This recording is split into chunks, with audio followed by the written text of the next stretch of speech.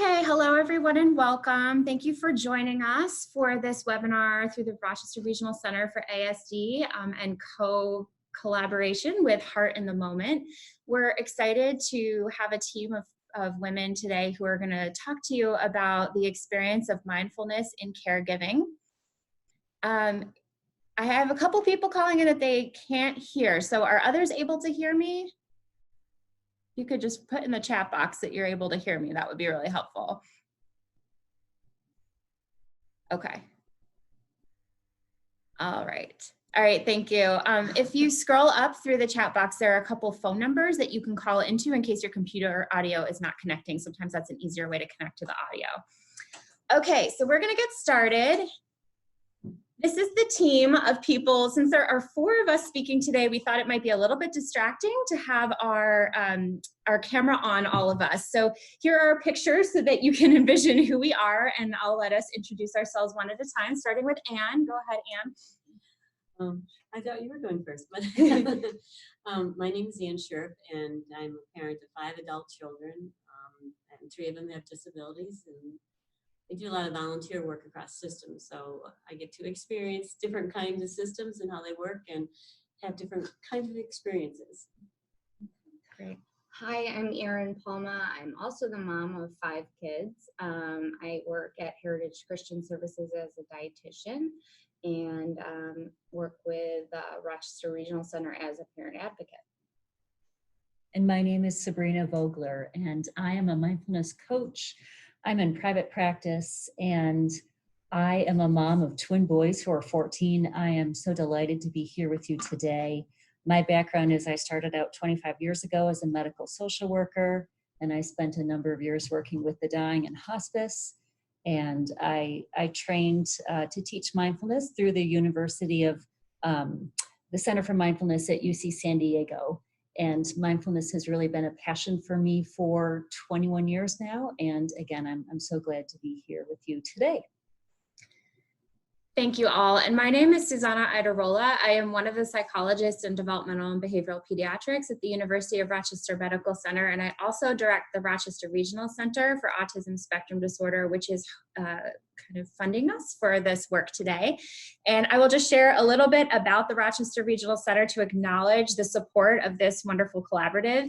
This is a partnership of 7 university-affiliated programs across New York State with an overarching goal of identifying and disseminating evidence-based practices and information related to individuals with ASD and their families.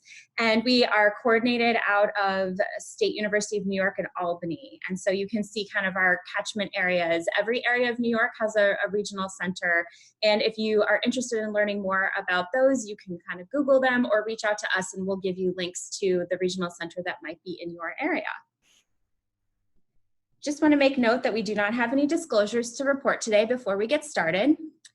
And we will start off a little bit with, we're going to go to research for a little bit, and then we're going to focus more on experience and clinical practice, and then we'll kind of bookend it with a little bit of research also. In terms of our understanding of the parent experience and caregiving for children with ASD, there is, firstly, we need to acknowledge that there is great joy of parenting any child. And we work with a lot of parents of children with a variety of disabilities who experience great joy and pride in their parenting experience and in their children. So I don't ever like to talk about parenting stress without acknowledging the wonderful side of parenting. In addition to that, we do also have a lot of research body to suggest that parents of children with disabilities, and particularly parents of children with autism spectrum disorders, tend to report higher levels of stress and anxiety and depression. And clinically, there might be other experiences like isolation, either physical isolation or social isolation, anger, frustration, and uncertainty that comes along with the experience of caregiving in this group. And the particular sources of stress might relate to a lot of different things. Sometimes it doesn't have anything to do with the child, but in terms of child factors that might predict stress in research, the one that's studied the most is child behavior and how behavioral presentation might impact parenting stress. There's also some more limited research to suggest that autism symptom severity might predict stress, although it doesn't always in research. And similarly, the social presentation of a child and their differences in social relatedness in some studies predicts parenting stress and in other studies does not.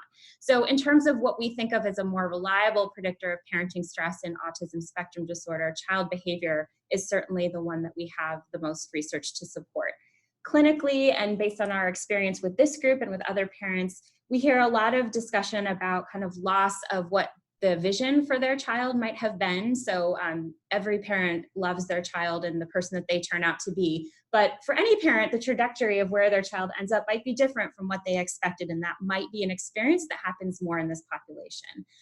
Another major contributor to concern might also be child safety. If you're worried about your child's physical safety, their emotional safety, their wellness, those might also be predictive of stress. And it's important to understand that stress is not just about what the child does that contributes to parent stress. The stress of any individual is very systemic and related to all the things that are going on in that person's life. And so there's what we would consider kind of a multi-directionality of effects and how that might affect an individual's health. So if you look at parent outcomes at the center, there are all things that surround that parent that might contribute to their experience of stress or distress. Some of it's biological. We all have our predispositions, our biological vulnerabilities towards anxiety or optimism or resilience or depression or whatever those things might be, which could affect their experience.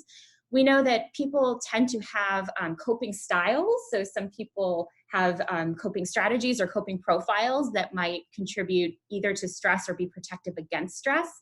Every one of us has psychosocial factors. What are those things that are going on in our lives? What are the day-to-day stressors that have nothing to do with our families, our finances, housing stability, those kinds of things that might affect our experience?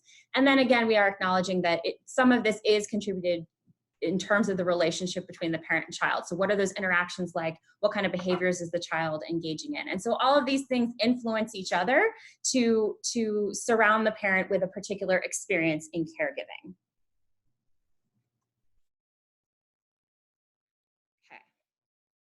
We'll talk a little bit about those bidirectional effects of parent and child experience. We also know that the experience of stress might affect other aspects of the parent's experience. So for example, there's some early research to suggest that parents whose child is in early intervention programs are getting early treatment, that the more stressed out a parent is, the more that might affect their child's ability to benefit from treatment. So that's one example of how parenting stress can really affect external factors as well. And this really has implications for whole child health, right? Again, it's not just the child influencing the parent. Our experiences as parents also influence our children and their emotional well-being. And so that has implications for whole child health as well. So because we're talking about stress, I think it's important to just have a context for why we think stress is so important. And like the overall point is that everyone is entitled to having a good emotional experience in their life. And we care about parents because they're people and deserve to have a good emotional experience. So in its own right, we should be caring about everyone's experience and caregivers included in that. But the additional impact of parenting stress, like I mentioned before, might have implications for child outcomes and also parent outcomes too. We know that there are a lot of links between parenting stress or chronic stress and an individual's health. And so a parent who is experiencing chronic stress might be at risk for developing obesity or smoking habits or higher rates of cardiovascular incidents. And this is something that affects that person, it affects everything around them, and it affects the healthcare system as a whole. So really supporting emotional experience for parents and caregivers is something that's relevant to all of us, whether we're caregivers, whether we're health professionals, whether we're providers for kids. It's about us as a community and what impact that has on all of us. And nobody is really equipped to talk about parenting stress more than people who are going through it. So I'm going to turn it over to Anne and Erin to share a little bit about their personal experience and expertise in terms of caregiving. Sure. Hi, this is Erin. So when I first heard about mindfulness, I really thought about the amount of time that it would take away from me being a caregiver. When I started to learn about the practice, I found that it wasn't necessarily so. For me, it meant turning off that mental checklist in the middle of the night or getting so caught up in daily tasks that I was really just surfing throughout the day with anxiety building more. So starting simple, focusing on the dinner preparing, focusing on the flavor, the aromas or texture of food, when walking by your loved one to the park, taking time to notice the clouds in the sky or the color of the leaves of the trees you were passing by. For me, the first stop is, stopping my thoughts and just simply taking a deep breath. Slowing your rate of breathing down will naturally start to relax you. There are days of meditation where that mental checklist is getting the better of me and it is really hard to calm and focus, but that is the intriguing part of meditation. It's not the art of being perfect at it, but meditation is the practice of constantly being able to redirect your thoughts and back to your breath. And some days that's really all I can do. I've used some meditation apps over the years. Obviously, things are available on YouTube, but there are some guided meditations that you can download on your phone. The Stop, Breathe, Think is one that I do with my child that has autism, but the rest of the children as well at bedtime, and they really enjoy that app. The boys love the Ninja Focus app, of course, and Insight Timer is great for all ages. There's also Headspace and Calm and podcasts like Meditation Oasis and many others that exist. Excuse me. Hi, this is Ann, and don't have any notes prepared or a slide, but I was thinking about, I was introduced originally to mindfulness maybe I think 20 years ago, and that first introduction I was turned off towards it, basically because the person that was doing it, what she asked us to focus on was not realistic to me. It says, imagine you're going to the guillotine and you're going to be mindful of your steps and not the guillotine. And I thought, how can you use that as something that you're going to focus on, and not, be concerned about. So that kind of turned me off. And even though, with the situation, what Sabrina's approach was much different and in line with what I would feel comfortable with. What has helped me over the years is to set a pattern for myself, a structure what's helped for me in order to be mindful of the setting. And that's to start out in the morning. I do devotions. It's more of a faith-based approach to being mindful. And then I go and exercise. And that really helps me. It sets a tone and a mood for the whole day to kind of support me. So even though, and I think as a piece of being mindfulness, that when I interact with other people and they may be irritating me, I remember that they're a person with feelings too, and I have to be mindful of how I, interact with them. One of the things I feel with caregiving, though, you feel that it's the not knowing piece. When you have 24/7, being responsible for 24/7, it's hard to not think about what's going to happen and be prepared. And some of that is being mindfulness, I think, is being prepared for those and how I might respond, because I can have control over how I respond to stuff. I don't have any control over the other stuff out there, but I can choose some ways that are more helpful to me. Yesterday, I was feeling stressed out for some stuff I needed to do. My sister passed away earlier in the week, and I had some extra kinds of things that I needed to do to help support her grandson long distance. And I had to come back and think that what's important right now. The other things I can let go and I can focus on this. So it's that when those not knowing those things pop up, being able to step back and say, I can wait for those and not get too stressed about it. The 24/7 experience, and also the feeling of isolation that people my age with adult children, they're doing this, they're doing that, but I can't do that unless I have all these plans in place. So, but if I can get away, and even if it's only for a few minutes, I can be refreshed by thinking about other things or being focused on things that help rejuvenate me.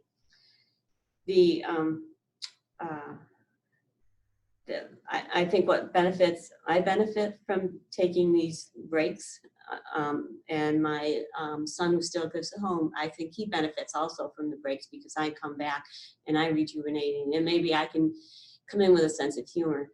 I do use humor to kind of redirect myself.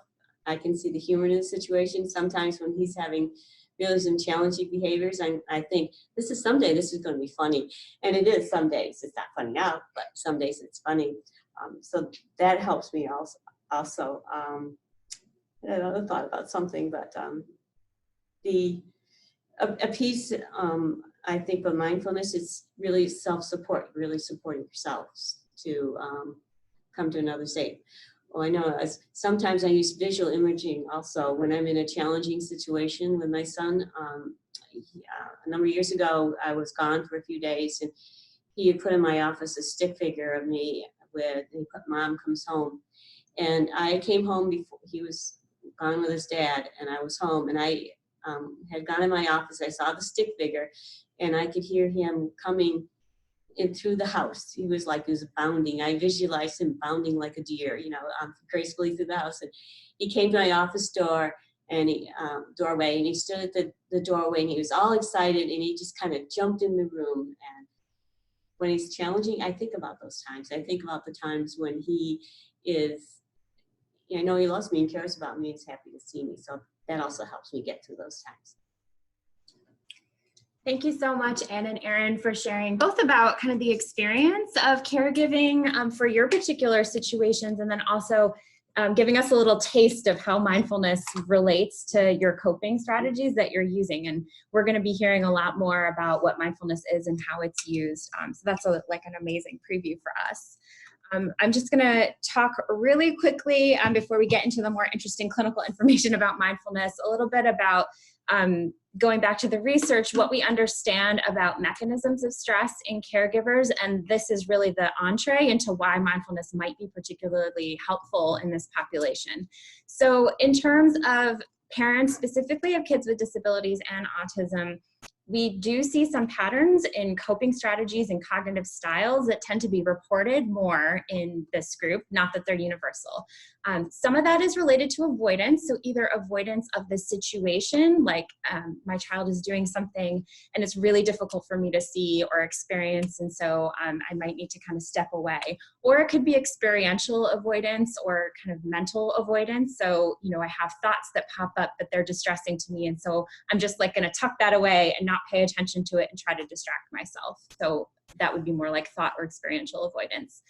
A lot of parents will talk about perceived lack of control. I heard that come up even with our parents who were just speaking around control of their child or control of other factors in the system. Our system of services, I think, even for those of us who work in it, also feel like it's very much out of our control. And so that can wear on a person over time and kind of contribute to stress. There might be distancing, either distancing emotionally or distancing of thoughts. Parents are often asked to be very directive with their kids because now they've been involved as therapists and teachers for their children. But the payoff of that is that you have to be directive a lot with your children. And to what extent does that kind of contribute to your own stress? And then on the flip side, if we think about protective factors, the more a person is able to kind of cultivate acceptance in their lives, of themselves, of others, of their situation, and things like social supports and socioeconomic supports, those things can be protective against stress. And so if you think about what are those mechanisms of stress and how might they be relevant to mindfulness, you can see why this might be an appropriate strategy or intervention to use in this group. So when we think of mechanisms of stress on the left, on the right are aspects of mindfulness that you're going to learn a lot more about that might particularly address those mechanisms. So instead of avoiding a person, a thought, a feeling, mindfulness cultivates awareness of all of the person's experience, regardless of whether it's perceived as good or bad. Instead of distancing, mindfulness cultivates attention to the moment and encourages attending to every moment as it comes up. As opposed to focusing on always being directive, mindfulness looks more at how do you use control of your attention and your acceptance to make yourself more efficacious in your life. And because mindfulness does focus a lot on conscious awareness, attention to the present moment, and redirection of attention to the moment, that can sometimes combat some of the lack of perceived control. And underlying all of this is the importance of acceptance and how much that contributes to having a positive emotional experience. And so with that little peek into mindfulness and segue into how it relates to parenting stress, I will turn it over to Sabrina, who is our mindfulness expert, and will share more about this construct with you. Thanks so much. I just want to really thank our parents here and Dr. Ayadarola for what you have shared with us up to this point. And I am struck by, sometimes in life, I think we just have a moment where you take a step back and you have gratitude. And I have profound gratitude in this moment for all of you who are watching this webinar, for our parents here today, and for our educators. And I wonder if we can have any more important work than equipping ourselves to offer the gift of presence to our children, no matter what age they are, as well as to ourselves. So we want to talk today about what happens when mindfulness meets the parenting experience. And sometimes story can tell the truth of our lives. And there was a story of a villager who was riding on a horse, galloping madly down the street. And as this rider was racing through the village, another villager ran out and shouted up at him and said, "Rider, rider, where are you going?" And the rider on the horse looked down and yelled back at the villager, "I have no idea, ask the horse." And I love this story because I think that this story is representative of how it can feel when we wake up, and from the moment we open our eyes until the moment that we, in exhaustion, lay our head back down on that pillow. And for many of you, I know that is immediately interrupted all night long. How often in our lives do we feel that way? We are on a horse that is running so fast, and it takes everything that we can just to stay on, with no idea of where exactly we are going.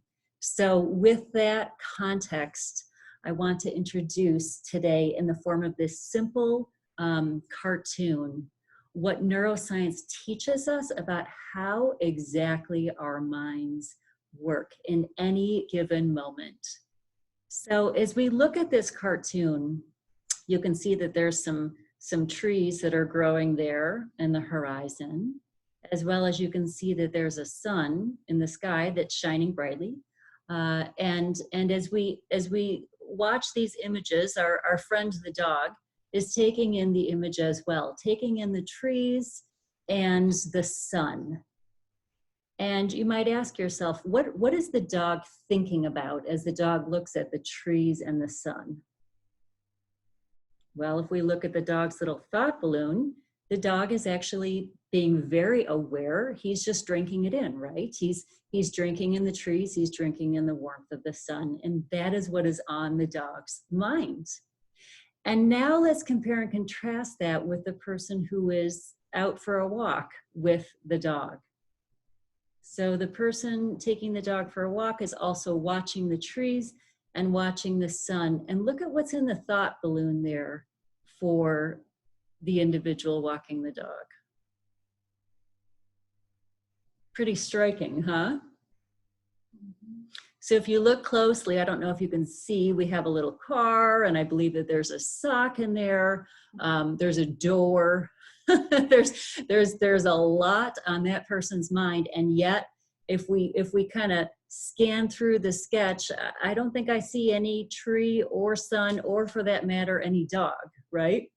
So here we have, in this simple illustration, what neuroscience has discovered about how our brains work. We have two modes, and these two modes are mutually exclusive of each other.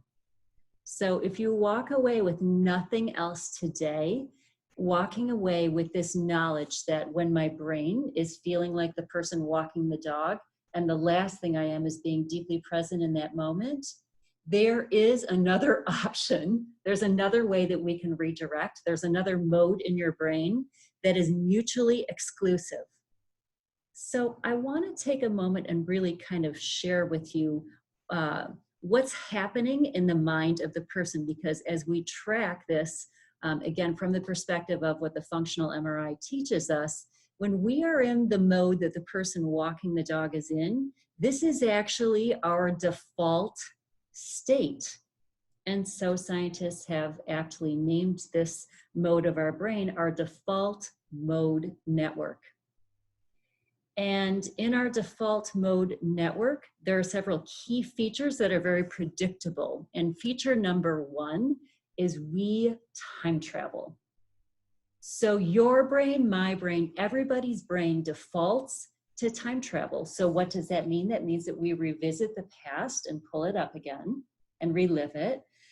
And then we anticipate what might happen in the future. So we're revisiting the past and we're anticipating in the future. Secondly, when your brain is in its default mode state, as it turns out, we are master storytellers. And our brains love to spin stories. The stories have a bit of a sticky quality to them. And so the stories revolve around a central character who happens to be us. And so the central character in the story is revisiting the past and is speeding ahead into the future. And then the story that we tell has a specific quality to it. And that is, the story is judgy, judgy, judgy. So how many of us can relate to this? Everybody here in this room just raised their hands. So the default mode network of your brain, which is the network that the dog's person is in at the moment, is one of time travel. It's one of spinning a story at any given moment, a plot line, and the nature of that story tends to be judgmental. And I want to add something about the story that we are spinning in any given moment, and that is this: the story that we tell ourselves rewards us. We get a little shot of dopamine. So the more dramatic or the more rigid or the more concrete this story is, the more intrigued we get and the more we're rewarded by it. And that is why sometimes we get ourselves in this storytelling loop and we just can't get out of it because it's so compelling. It's because the story is actually lighting up the reward pathways in our brain. So your default mode state, when you're not trying to think about anything, is actually a very busy place. And do you know that neuroscientists have discovered that when we spend too much time in this default mode network, it's correlated with negative mood states, which is really no surprise if you think about the fact that it's a bit judgy and that we might be anticipating the future or reliving the past and judging ourselves or judging others because of it. So anytime that we are overwhelmed, we're going to come back to that state. Okay, now let's talk about the mode that our friend the dog is in. This network is called our direct experience network. And again, these two modes are mutually exclusive. So when we are in the direct experience network of our brains, we can see clearly how this moment is landing for us. I put an image here of someone with a glove on their hand spraying some Windex, you know? So the filter that we look through as this moment is landing for us is one of clear seeing. So in this moment, we might have thoughts, we might have emotions, we might notice my stomach is churning, or I have a headache, or you might notice, oh, there's a really loud sound happening in the background. We're still living our lives, we're driving our cars, we're having conversations with our children, and yet this network is a place of seeing clearly what is happening without judging it. And secondly, this mode is as if we were watching the lead character on the stage, who is ourselves. And we watch the plot lines unfolding, but rather than sitting front row center, we're actually taking a seat up in the balcony. So imagine that you are both the lead character on the stage and a person in the balcony who's watching the whole thing go down. And as you're watching what's happening from the balcony, you're coming from a perspective that is balanced when you were in this network of our brain. And when I say balance, what I mean is this. It's kind of like a bird who needs not one wing, but two wings to fly. And mindfulness teaches us that the first wing is that place of clear seeing and asking in any given moment exactly what is being experienced. What am I experiencing? Or what is my child experiencing? Or what is my student experiencing? What is happening exactly in this moment? And then wing number two is based on how this moment is landing for me, how can I respond from a place of non-judging? How can I respond instead from a place of compassion? So the translation of the actual word mindfulness, a more accurate translation would be heartfulness. And the quality of mindfulness is not just to be detached from the balcony and watching what is happening in our lives in any given moment, to us, the lead character on the stage, and to all of those around us, but it's also a quality of kindness, of warmth, and of saying, rather than rushing to any conclusions or jumping into a place of judging, how can I simply be present to what is, whatever it is, and however that it is unfolding. So having established that we have these two networks in our brain, these two modes, if you will, now I want to talk about how we take in the world. So this is a diagram of a side view of someone's brain.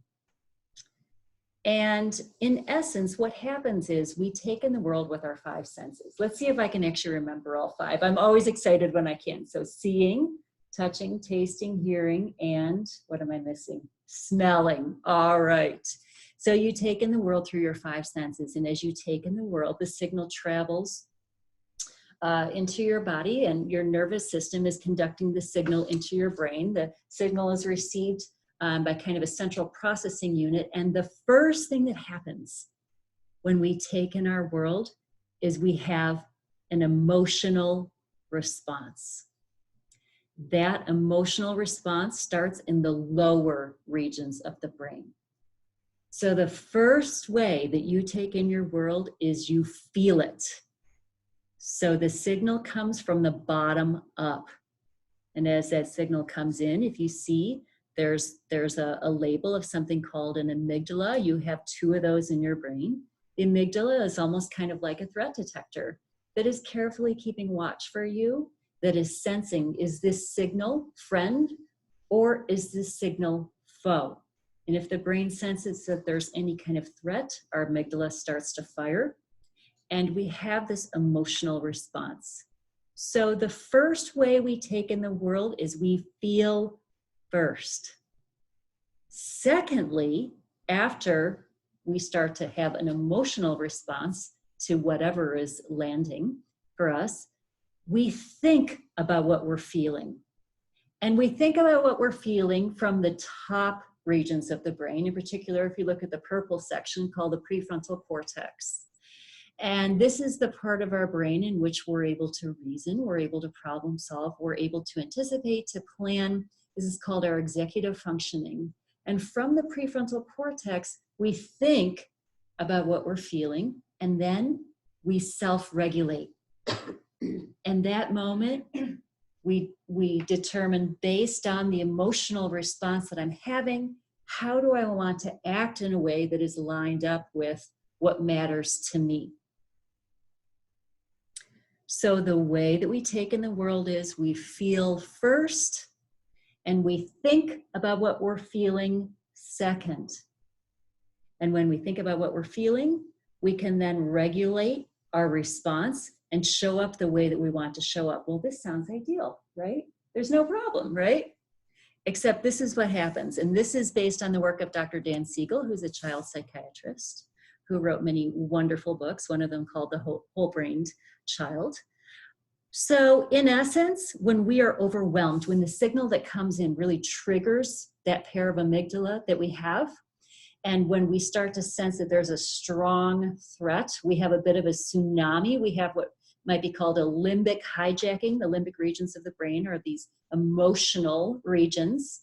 And in this situation, the emotions that we feel first are so strong that it literally flips our lid, and our ability to think about our emotions goes offline. So now you're left with all these really strong emotions and very little ability to think about, okay, what am I going to do in this moment based on this emotion? How can I show up in a way that is grounded and calm and in alignment with what matters to me? So why does this matter? This matters because when our child's lid is flipped, or when our lid is flipped, it's all about emotions and not so much about being able to reason or think about or regulate our response. So this automatically starts to bring some compassion from the balcony, right? Like no wonder when it's been a really long day and I've been working for 10 hours and I come home and my child needs me and I haven't eaten dinner yet and my child is having a moment where they themselves are stressed. No wonder we start to maybe get reactive, or we snap, or we say things compulsively and later we regret them. Now we understand why that happens is because the ability of your brain, the help that your brain would loan you in that moment to help you to calm and to think about consciously, how do I want to show up, is simply something that you can't access. So where does mindfulness come in? Mindfulness is about training ourselves in any given moment to ask, what am I experiencing? And is what I am experiencing flipping my lid? And if it is, what is happening emotionally? I want to get very clear and see it clearly. And then based on what I'm feeling emotionally, what do I need to help to center and to ground myself? I can bring that flipped lid back down again. And now I have a full array of resources available to me to start parenting or teaching or partnering, or all of the different ways in which life asks, all the different roles that we carry in a way that lines up with our deepest aspirations. So the good news is that when we are triggered and we lose our ability to self-regulate, we can bring that ability back online again. And now I'm going to walk you through a tool for how to get that flipped lid back down again. And the reason why I want to leave you with a tool today, why I want to teach you a tool, is because, as it turns out, our brain runs on habit. The cells of your brain are called neurons. And the neurons fire together every time you do something. If you take a spoon and you eat your bowl of cereal, the fact that you know how to do that is because you have neurons in your brain specifically in charge of picking up a spoon, putting it in your mouth, and swallowing. If you drive home from work tonight without having to think about your route, you can thank your neurons for that. Your neurons fire together the more we repeat our experience. So this is incredibly good news for when we have habits of stress. We can start to unravel the way that our neurons are fired together, and we can help our neuron networks to string themselves together in such a way that supports habits of stopping, breathing, checking in with ourselves, asking what we need, and then showing up in an intentional way. And this beautiful, pliable nature of the brain is called neuroplasticity. And it is based on an axiom by Hebb called Hebb's rule, which is that neurons that fire together wire together. So let's talk about how to create a habit of shifting from our default mode network of the brain, in which we are time traveling and storytelling and judging, into our direct experience network in the brain, in which we are live time processing what's landing for us in a way that gives us the best possible chance of showing up from a place of being both grounded and inspired and comforted. So I want to teach you today a tool that I've put together called taking a moment of calm. And calm is an acronym. And the C of the moment of calm is how we might center ourselves. So we center ourselves by taking a deep breath first. And when we take a deep breath, there are several really important things that are happening in our body. It's almost kind of like when your phone starts to go haywire. You know, sometimes the best thing you can do is turn your phone off for a minute and then turn it back on again. This is what taking a deep breath does for your nervous system. It gives us a restart. I'm going to show you a little example of the two branches of one part of your nervous system, which is called the autonomic nervous system. And look at this. There are two branches. One of them is called your parasympathetic nervous system, and the other is called your sympathetic nervous system. Why is this important? This is important because when you feel chill and relaxed and calm and connected with the world, when you're able to rest and digest your food, that is compliments of your parasympathetic nervous system. When you feel revved and you feel that kind of adrenaline coursing through you, you're having a sympathetic nervous system response. We might call that fight or flight. In that moment, you can actually see better and you can run faster. So these two modes both serve us when we need them. And we want to train ourselves in any given moment to shift from a sympathetic, stressed out response to a parasympathetic, relaxed response in order to center ourselves. So we do that by taking a breath that is deep, because as it turns out, whenever you breathe deeply, it triggers your parasympathetic, relaxed response. And the other piece I want to say about the breath is when you lengthen your exhale, it also triggers your parasympathetic response. So we want to breathe deeply with a longer exhale. If you're in the opposite position and you've been up all night with your kid and you need to stay awake in a meeting at work, then you want to make your inhale longer than your exhale, and you want to try to make your breath more shallow. So shallow breath and longer inhales is going to rev you up. Deeper breath and longer exhales is going to help you to relax and calm and start digesting your food. So when we center ourselves by taking the moment of calm, we're going to awaken our parasympathetic response by breathing deeply with a longer exhale. The next letter in the acronym of calm is A, and this letter stands for ask. So we want to ask ourselves questions because questions are powerful. And when we ask ourselves a question, when we're taking this moment of calm, we want to promote this idea of being able to clearly see from our direct experience network exactly how this moment is landing for us. So how do we do that? Well, we want to get what we call emotionally granulated.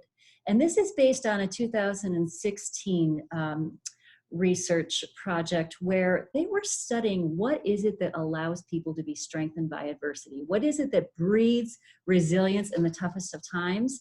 And what they noticed is that people who are the most resilient are also the most able to identify and describe in any given moment what their experience is emotionally. So again, when that signal comes in, the first thing we do is we feel first. Secondly, we think. So we want to think about what we're feeling. So rather than just mad, sad, glad, or afraid, we might want to ask ourselves, is this mad or is this irked? Or is this enraged? Or is this frustrated? Because that's a pretty wide continuum right there. Is this happy or is this content? Is this delighted? Is this overjoyed? Is this stimulated? Is this intrigued? So it's fun. We can come from a perspective of playfulness, but to really get clear about what exactly in any given moment am I feeling emotionally. And the moment that you start asking yourself this question is the moment that you redirect the blood flow in your brain from that lower emotional limbic center to an upper part of your brain that likes to come up with words to describe things. So you are skillfully redirecting your attention from being emotionally hijacked to starting to master in any given moment to be able to direct your own experience. We want to get clear about what we're feeling emotionally and come up with a word that describes how we're feeling. We name it to tame it. And I wish that was my expression, but it's not. The L of calm is we want to listen. We want to listen to whatever shows up when we check in with ourselves and we ask, how am I feeling in this moment? And I wrote in parentheses here, we want to listen with curiosity. Because remember, the default mode network of your brain, which we definitely go into when we're overwhelmed, is one of judging. So we train ourselves to listen from a place of curiosity because it is impossible to be both curious and judging at the same time. Curiosity that says, no matter what answer comes up about how I'm feeling emotionally, I'm not going to judge myself. I'm going to allow it. Because again, the more clear I can get on how I'm feeling, the better I'm able to figure out what exactly it is that I need and to compassionately respond. And that is the M of the calm, is we want from a place of caring and kindness to say, how can I make this easy? Whatever this is. And maybe this is, you're walking into your kitchen at 7 o'clock at night and it's time to make dinner. And you recognize that the ingredients that you needed for that dinner aren't in your refrigerator, and now you're going to have to kind of pinch it, and you see that your kids are getting grumpy, and the last thing you want to do is keep going. The make it easy step is made for those moments. So we ask ourselves, based on what I'm feeling emotionally, where is my unmet need? How can I start to speak to myself from the perspective of a friend? And this is the self-compassionate nature of mindfulness. And there is an incredible book that I would recommend called Self-Compassion, written by a researcher named Dr. Kristen Neff. She was the first to study how mindfulness teaches us to be more self-compassionate. She herself is the mother of an autistic son, and she describes her journey of their son's diagnosis and the first time that their son learned how to speak was on their next door neighbor's horse, and the journey that they end up taking their son to Mongolia. It's an incredible story. And so in her book, Self-Compassion, she teaches more about this if this is something that intrigues you. But self-compassion asks, how can I reduce struggle in this moment? And it may be something really simple like, I can take a bio break because I haven't gone to the bathroom in 4 hours, or I can give myself permission to take a long swig of a glass of ice water. You know, it may be that I have a headache, so I'm going to take some Tylenol. Or it may be that I've just had a really rough day and I need to hear something kind. So I'm going to say to myself, you know what? It's a hard moment and I'm here to support you. So CALM. So now we're going to go ahead and actually do this moment of calm live time. And this will take a total of maybe 2 minutes, but I really want to give you a felt sense of this because when it comes to really rewiring the habits of how our neurons run in the brain, the more we're able to have an experience of what mindfulness tastes like and feels like in our bodies, the more likely we are to be drawn to be pulled like a magnet to want to return to it. So wherever you are, if you're sitting, if you're standing, if you're resting, lying down, just seeing if you can take a moment, if you're sitting, to put your feet both on the floor if you can. And we're just going to take this moment of calm. I'm going to walk us through it. So we're going to center ourselves by taking a deep breath. And we're going to notice that we're sitting in a chair or standing, whatever we're doing, to ground. And we're going to ask ourselves, how am I feeling? And within that silence, we will listen with curiosity. And then the last step is we'll offer ourselves a supportive phrase. So let's begin our moment of calm by taking a deep breath or two. And as we breathe, allowing your exhale to be stretched out.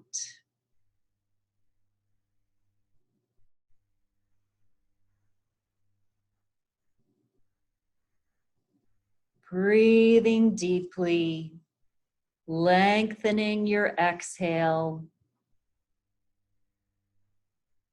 feeling that breath move into the body, and then when you're ready, slowly breathing out.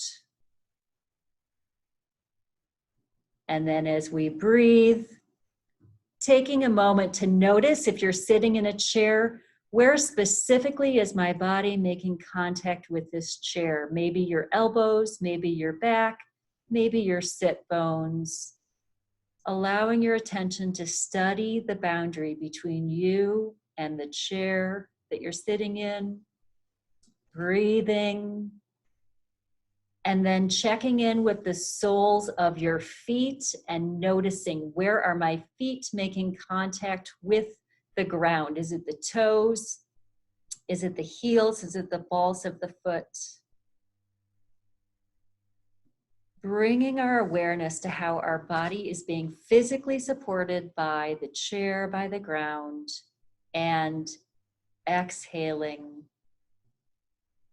And now from this grounded place, turning our focus inward so that we might ask ourselves, quietly within yourself, what is it like for me right now in this moment?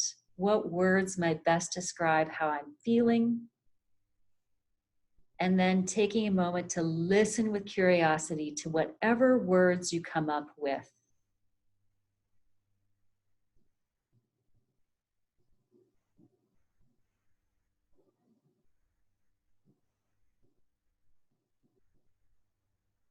And then based on whatever words best describe how you're feeling, lastly, we're going to make things easier by offering quietly in your own inner ear a simple phrase, a sentence that you might say to a friend who was feeling the same thing as you.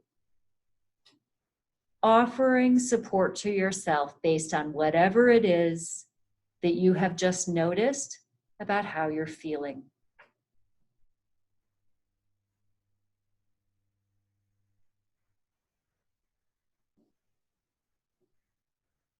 If you can't come up with anything, that's perfectly normal. And at that point, you may just simply want to say, I'm offering myself support in this moment, no matter what. Or whatever my needs are, they are important. They do matter.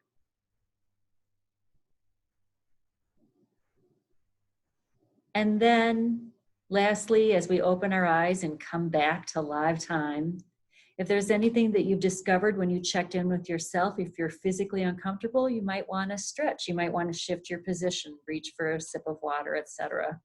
If you're cold, add a layer. Simple ways we can take care of our comfort.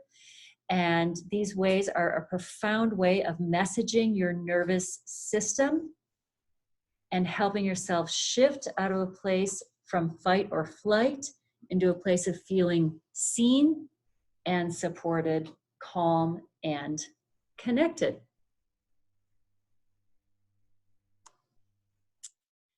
And the way that we began this webinar this afternoon, was by talking about how when we learn to care and comfort ourselves, and our parents gave some examples of that for us, when we learn to care and comfort ourselves, it trickles down. So when we ourselves are stressed, our children pick up on that, or our students pick up on that. When we ourselves are centered and grounded, this is a gift that we offer to those around us. Why? Because it is an actual scientific phenomenon. We have discovered that humans are indeed contagious. And this is based on research that was being done with studying how monkeys move, in which the researchers in Italy accidentally discovered that when the human raised their arm, the monkey's brain fired as though the monkey also raised his arm. So the monkey was sitting still and the human raised his arm, and then the monkey's brain fired as though the monkey had just moved. So they named these neurons our mirror neuron network. These neurons have been physically identified in the midst of brain surgery. They're primarily located in the midbrain regions. And these mirror neurons, which Dr. Dan Siegel says might be more aptly named sponge neurons, take in our world. and they take in the emotional state of what's happening around us. So we can leverage this and use this to our advantage when we take time to do, like we did today, a moment of calm, center ourselves, take a deep breath, long exhale, check in, ask what we need, give ourselves permission to start to meet those needs. This is you putting your own oxygen mask on first, which will allow you to be able to help the person next to you. And we have learned through this field, it's called interpersonal neurobiology, that we can learn our coping, we can learn our relaxed and grounded state, where our flipped lid has been brought back down again. We can loan that to our children whose brains are under construction. And we can start to co-regulate all the nervous systems in the room as we practice these simple and yet powerful techniques. So we might call this our brain lending library. And this is called brain-to-brain coupling. And it's a wonderful way in which we can be deeply present first to ourselves and then to those around us, our children, our students. So I want to leave you today with a quote by Albert Camus. And the quote is this: "In the depth of winter, I finally learned that within me there lay an invincible summer." And I'm going to say that again. In the depth of winter, I finally learned that within me there lay an invincible summer. So you have within you, I have within me, we all have within ourselves the capacity to shift out of our default mode, to shift out of our flipped lid state into our direct experience, into a place of mindfulness in which we are in the balcony. We are seeing clearly how this moment is landing for us and responding compassionately to the need at hand, whether that's our own or our children's. So thanks so much for this. And now we're going to, I'm going to hand it over to Susanna. We're going to kind of open things up. Okay, great. Thank you, Sabrina, so much for sharing your wisdom and strategies. And I noticed as you were speaking that, you know, when I think of you presenting on these things, I was calling it clinical and in comparison to research. And it's because the way that you describe research, you make it so relevant and accessible to everybody. So thank you for that. And I apologize for not underscoring that everything that you're saying is based in research, because it is. It's just the way you describe it is in such a meaningful way.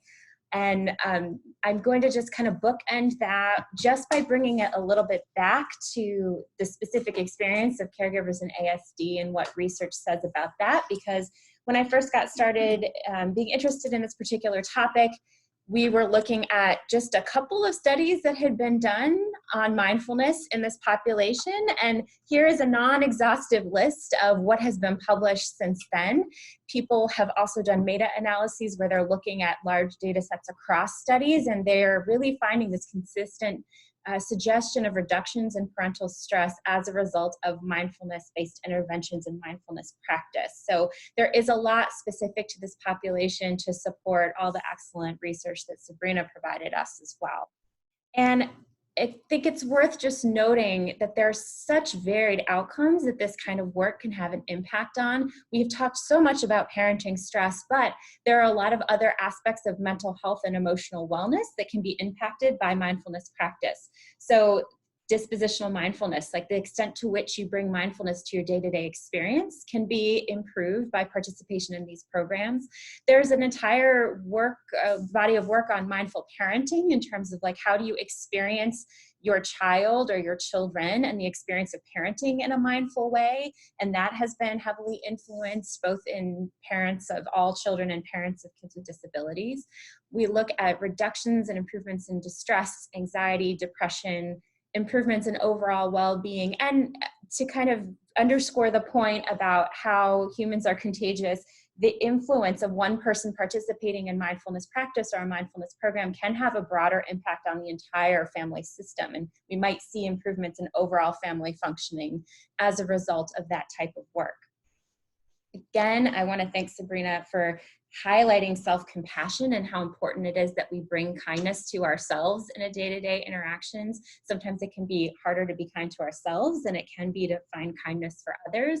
But specifically self-compassion is of increasing interest in research related with mindfulness and well-being. And as a mechanism, in the research, it's shown that if you can increase someone's self-compassion, that then is correlated with well-being. And it's negatively correlated with distress and parenting stress specifically. So the more self-compassion somebody has, the less likely they are to be psychologically distressed and experience specific parenting stress as well. And these results kind of hold constant even when you control for other things. You take out the contribution of child symptom severity, and you control for social support, and you control for stigma.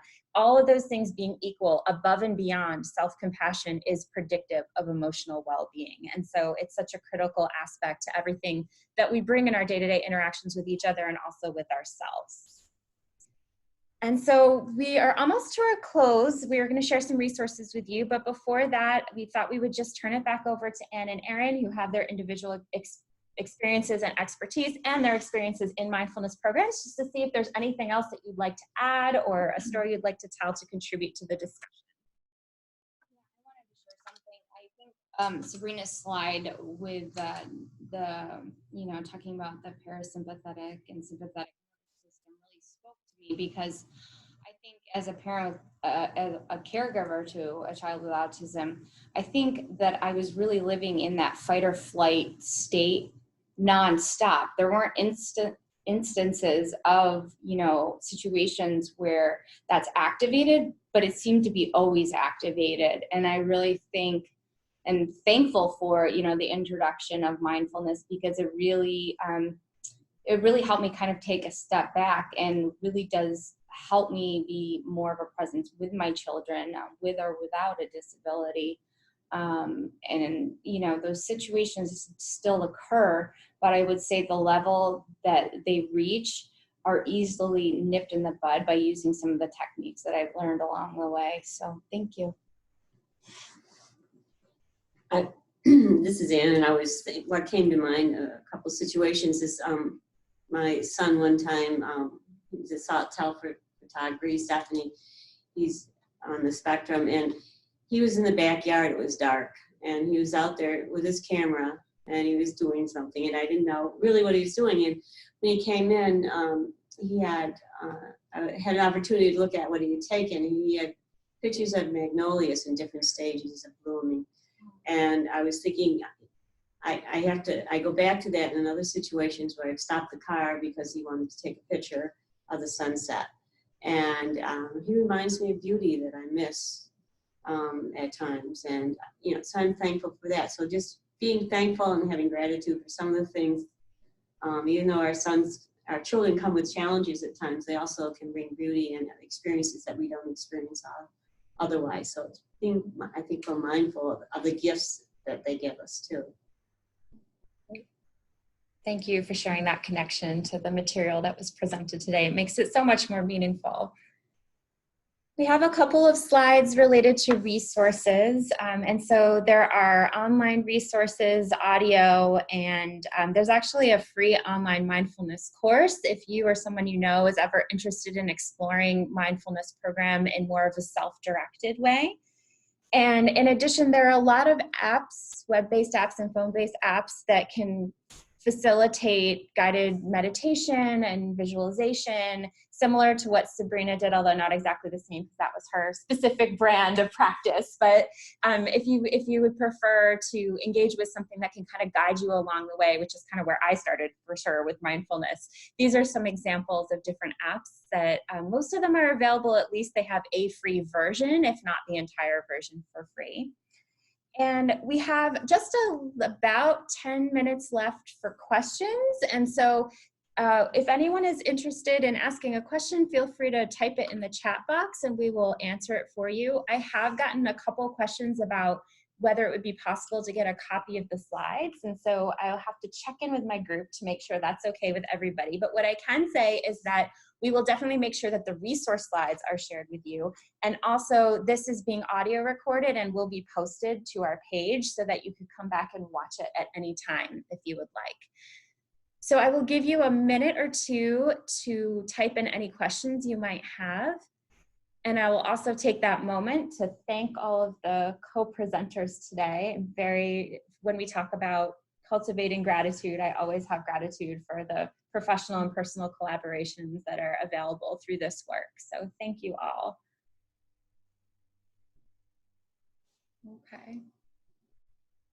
I'm not seeing any questions come up, so I suppose we will end there and just let you know that you will be receiving a survey in your email to evaluate the program today. We're always interested in feedback and also ideas for future presentations.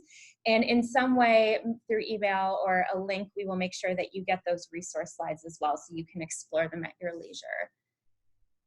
And thank you very much for your time today.